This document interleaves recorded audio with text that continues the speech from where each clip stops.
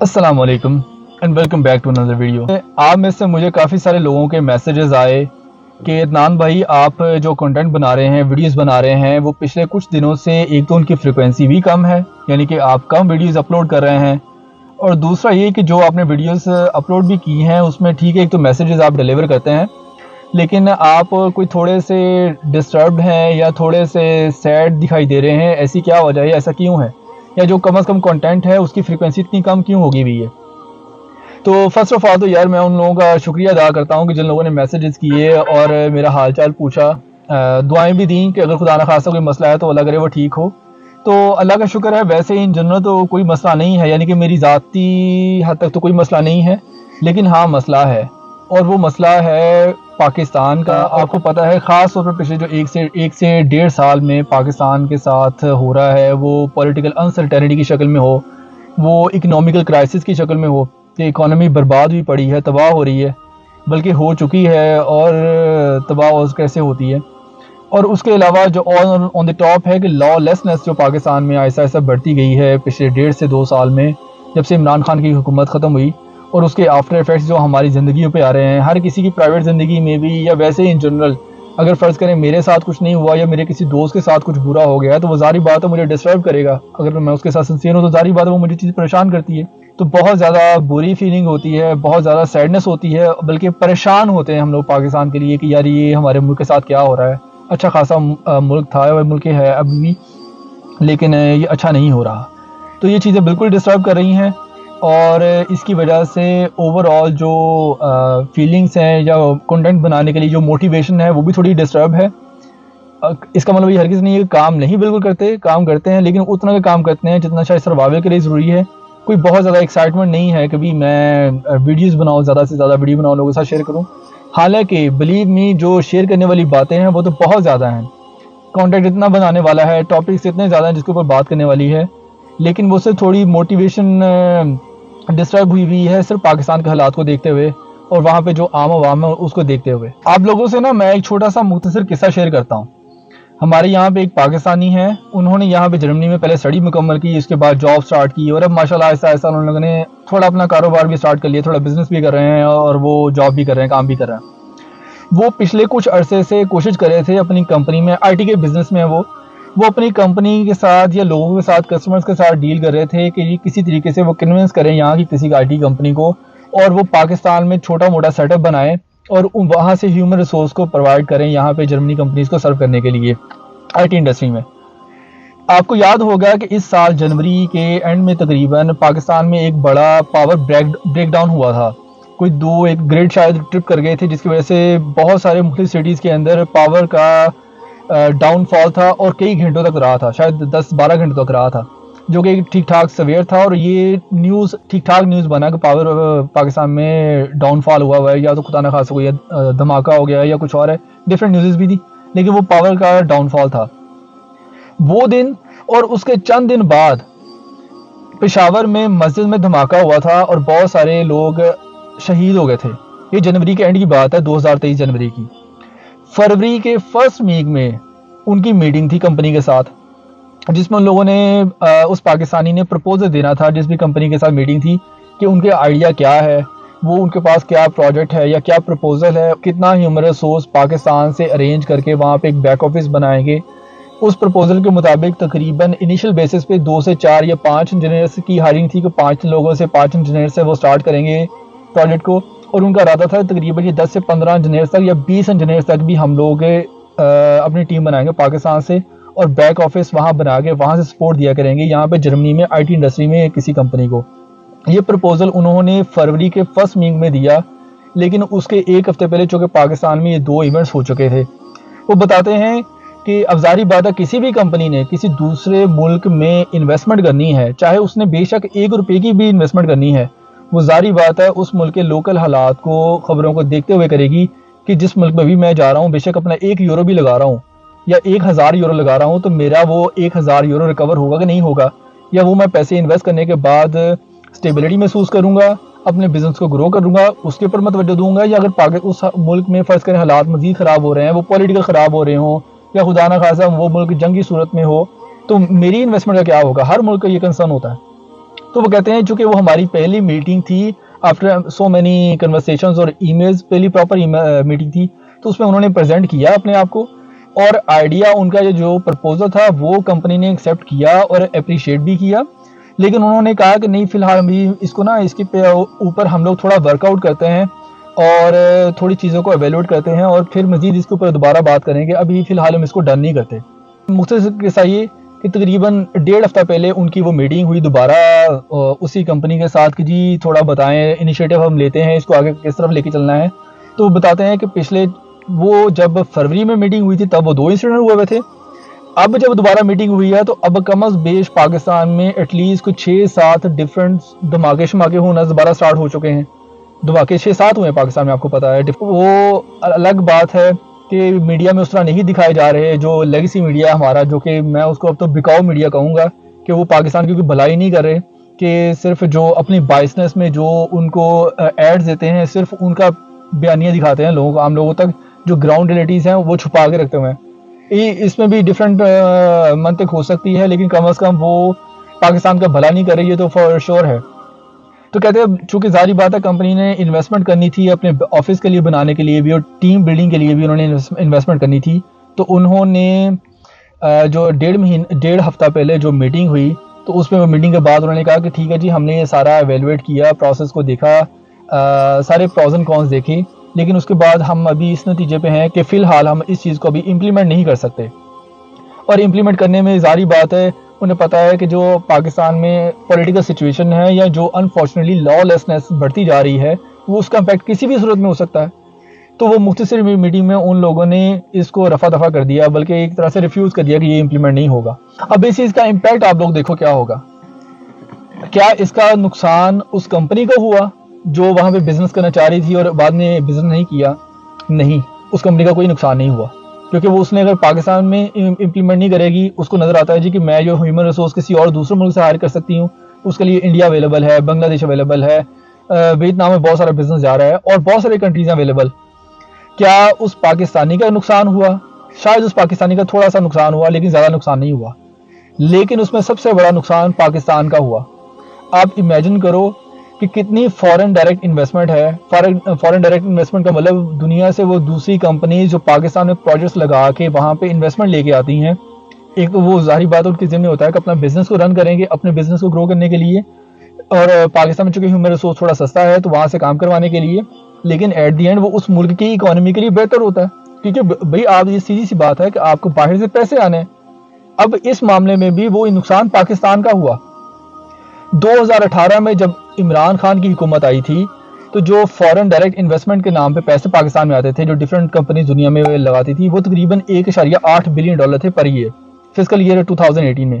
2019 میں وہ بڑھ کے $2.2 بلین تک چلے گئے، یعنی کہ $400 ملین زیادہ عمران خان کے دور میں انویسٹمنٹ زیادہ ہوئی۔ پھر اس کے بعد 2019 کے اینڈ میں وہ کورونا آیا، 2020 میں بھی کورونا تھا تو وہ انویسٹمنٹ تھوڑی سی کم ہوئی۔ پھر جو 2021-22 جو فسکل ایئر تھا، فائنینشیل ایئر تھا، اس میں پھر وہ انویسٹمنٹ $2.15 بلین ہوگی۔ ابھی $2.15 بلین بہت چھوٹی سی رقم ہے، لیکن ایٹ دی اینڈ یہ پاکستان کی اکانومی کو سپورٹ کرتی ہے۔ آپ سب کو پتا ہے کہ پچھلے خبروں میں ایک سال میں خاص طور پہ جب یہ شہباز شریف IMF سے وہ قرضہ لینے کے لیے کوشش کر رہے تھے تو قرضے کی مد میں صرف ان لوگوں نے $1 بلین لینے تھے۔ $1 یا $1.25 بلین لینے کے لیے ان لوگوں نے IMF نے پاکستان کو ناکو چنے چبوائے، یعنی کہ ناک سے لکیر لگوانے تک معاملہ پہنچ گیا، حالانکہ پھر بھی ان کے کہنے پہ پیسے نہیں دیے، وہ at the end Imran Khan کے پاس گئے ڈیل کرنے کے لیے، تو وہ $1 بلین لینے کے لیے اتنا معاملہ اتنا کچھ کرنا پڑا۔ اور دوسری طرف کمپنیز پاکستان میں انویسٹ کرتی ہیں تو وہ $2-3 بلین تک اگر پاسبلٹیز ہے، آپشنز ہیں، تو اس طرف ہمارے ملک کا دھیان نہیں ہے، یعنی کہ اپنے ملک کو برباد کر کے انسرٹنٹی میں ڈال کے کرائسس میں ڈال کے اپنا $2-3 بلین یا اس سے بھی زیادہ کا نقصان کر لیا، لیکن وہ مانگنے پہ سارا ذہن ہے جی کہ ہم نے مانگ کے پیسے لے کے اپنے ملک کو چلانا ہے یا خرچے پورے کرنے ہیں، کمانے کی طرف دھیان نہیں۔ کیونکہ یہی چیز دیکھو کہ جب عمران خان تھا جو فارن ریمیٹنس جو آپ سب کو پتا ہے کہ جو پاکستان سے باہر رہ کے جاب کر رہے ہیں، بزنس کر رہے ہیں اور وہ پھر پیسے ملک میں واپس بھیجتے ہیں، وہ اپنی فیملی کو سپورٹ کرنے کے لیے بھیجتے ہوں، وہ چاہے کسی بزنس میں انویسٹ کرنے کے لیے، لیکن وہ چونکہ پاکستانی اوریجن کے لوگ ہوتے ہیں تو وہ ریمیٹنس میں کاؤنٹ ہوتے ہیں پیسے سارے جو پاکستان میں آتے ہیں۔ वो रेमिटेंस इमरान खान के दौर में 31 बिलियन डॉलर सालाना तक पहुंची, जो 2022-23 फिजिकल ईयर है ये जो चल रहा है, इसमें वो भी तकरीबन 3 से 4 बिलियन डॉलर और कम हो गए हैं। इसका मतलब ये है कि पाकिस्तान में फिर अगेन पैसा कम आया है, जो कि आइंदा आने वाले दिनों में, महीनों में और उसका इफेक्ट नजर आएगा, क्योंकि एट दी एंड पाकिस्तान के पास डॉलर्स कम होंगे, जो पेमेंट्स करनी है डॉलर्स में वो ज़्यादा होंगी, और फिर ये देख रहे होंगे कि फिर क्या करना है क्या नहीं करना।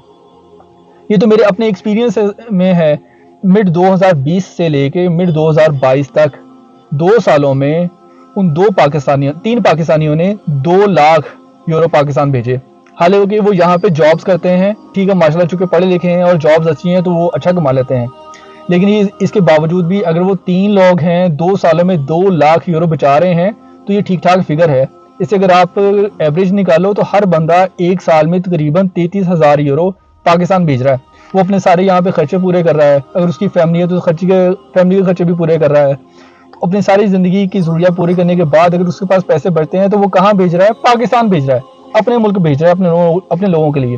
अपने लोगों से। ठीक है, ये आप कह सकते हो जी कि इन दी बिगिनिंग वो अपनी फैमिली को सपोर्ट करते होंगे, कोई भी उनके पेरेंट्स हैं या कोई और रिश्तेदार हैं, लेकिन वो सारे पैसे खाने के लिए तो नहीं होते। उन लोगों ने वहाँ पे इन्वेस्टमेंट की, यानी कि किसी ने कोई प्रॉपर्टी खरीद ली, कोई प्लॉट खरीद लिया या कुछ भी खरीद लिया, लेकिन एट दी एंड वो पैसा पाकिस्तान में काउंट हो रहा था, ऐड हो रहा था। और वो जो 2020 से 2022 तक उन लोगों ने 2 लाख यूरो पाकिस्तान भेजे।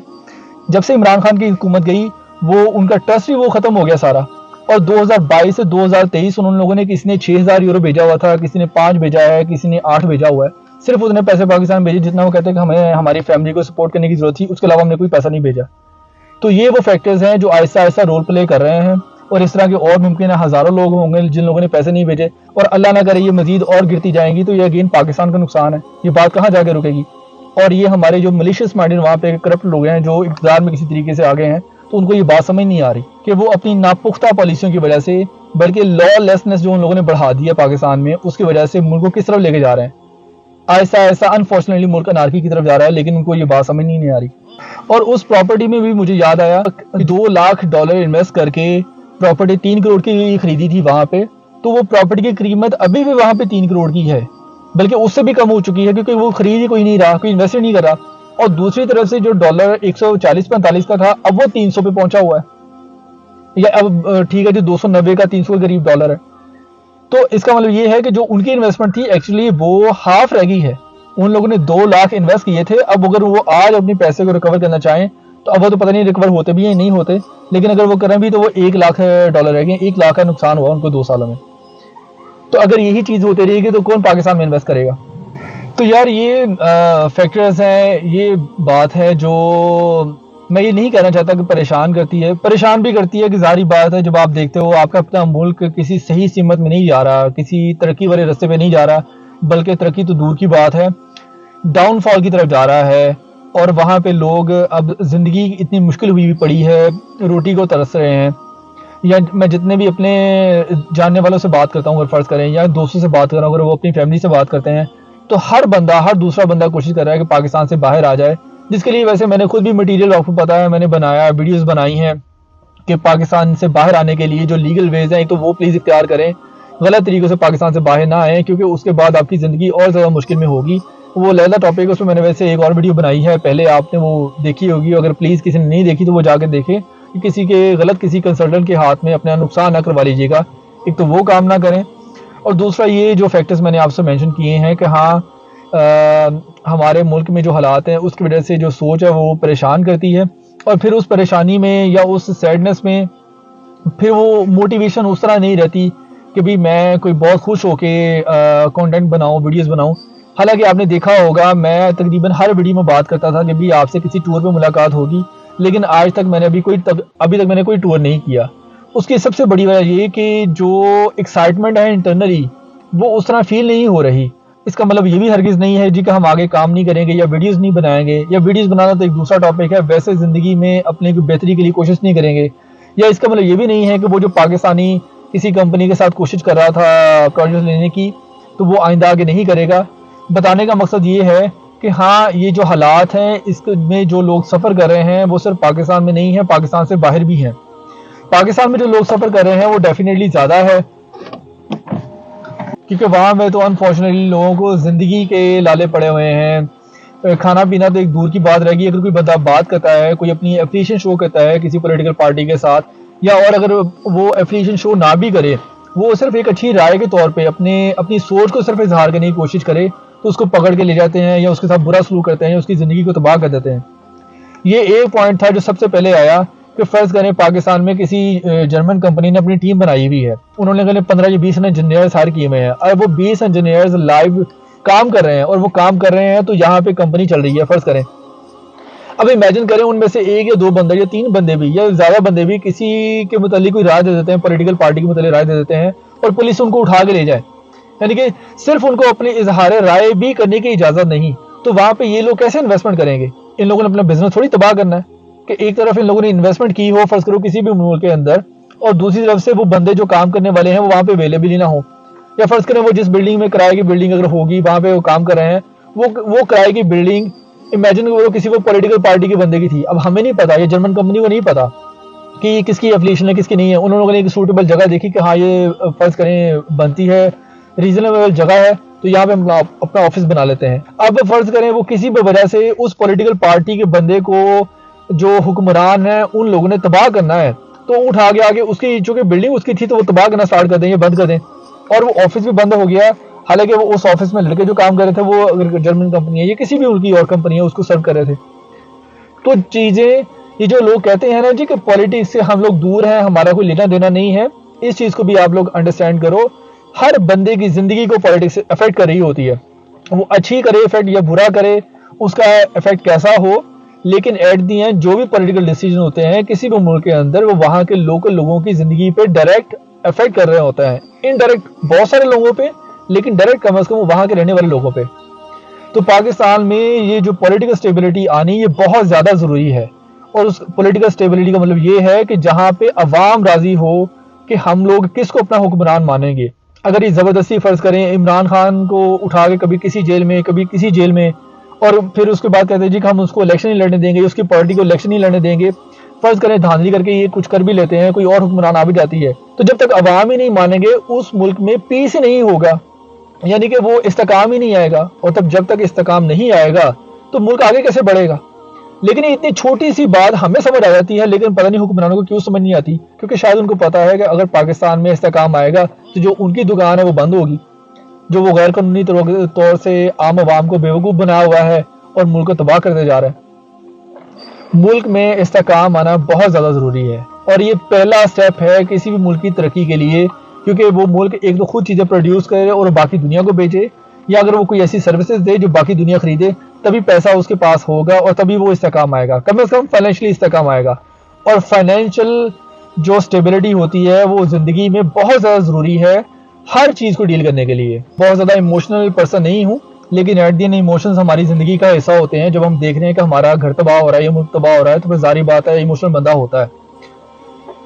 انشاءاللہ میں کوشش کروں گا آئندہ دنوں میں ویڈیوز زیادہ بناؤں، آپ لوگوں سے زیادہ کنٹینٹ شیئر کروں جو آپ لوگوں کے کام آ سکے۔ اور دوسرا یہ کہ ہمارا یا میرا تو لیڈر ہی عمران خان ہے انشاءاللہ، تو اس کی باتوں سے ہم نے سیکھا ہے جی کہ کبھی ہار نہیں ماننی، تو ہار ماننے والا تو سوال ہی پیدا نہیں ہوتا۔ یہ تھوڑا سا فیز تھا جس میں تھوڑا ذرا کام کرنے کو دل نہیں کرا، لیکن انشاءاللہ میں جلدی دوبارہ ویڈیوز بنانا سٹارٹ کروں گا۔ اور آپ لوگوں سے بھی ریکویسٹ ہے یار کہ 22 کروڑ 24 کروڑ لوگ ہو آپ، اور آپ کی موجودگی میں چند ایک لوگ غلط فیصلے کر کے ایک فرشتہ نما انسان کو، چلو فرشتہ نما انسان نہ بھی سمجھو، جتنے پاکستان میں موجود انسان ہیں ان سب میں سے جو پولیٹیکلی بہتر انسان ہیں اس کے ساتھ اتنا برا سلوک کر رہے ہیں، کبھی اٹھا کے کبھی اس کو کسی ایک جیل میں کبھی دوسری جیل میں۔ حالانکہ اس طرح کے ویژن کے لوگ اگر یورپ کے کسی ملک میں ہوں تو وہ ان کو پوجنا شروع کر دیں، ان کی عبادت کرنا شروع کر دیں، اتنی مینٹیلٹی رکھنے والے لوگ اگر کسی دوسرے ملک کے پاس ہوں۔ انشاءاللہ پاکستان میں ہوپ فلی کوئی الیکشنز ہوں گے، فری اینڈ فیئر الیکشنز ہوں، تو ہمیں تو امید ہے کہ پاکستان میں حکمران ہی عمران خان ہوگا، اور at the moment Imran Khan کا گورنمنٹ میں آنا بہت زیادہ ضروری ہے۔ عمران خان کو پاکستان کی اتنی ضرورت نہیں ہے شاید جتنی پاکستان کو عمران خان کی ضرورت ہے۔ تو میری تو دعا یہ ہے کہ اللہ تعالیٰ پاکستان کا حامی و ناصر ہمیشہ رہے، حالات پاکستان میں بہتر ہوں تاکہ ہم لوگ مزید آگے ترقی کی طرف چل سکیں اور ان پریشانیوں سے ذرا دور ہوں۔ پاکستان زندہ باد، عمران خان زندہ باد، اور انشاءاللہ آپ سے پھر دوبارہ نئی ویڈیوز میں دوبارہ ملاقات ہونا سٹارٹ ہوگی. ٹل دین ٹیک کیئر، اللہ حافظ.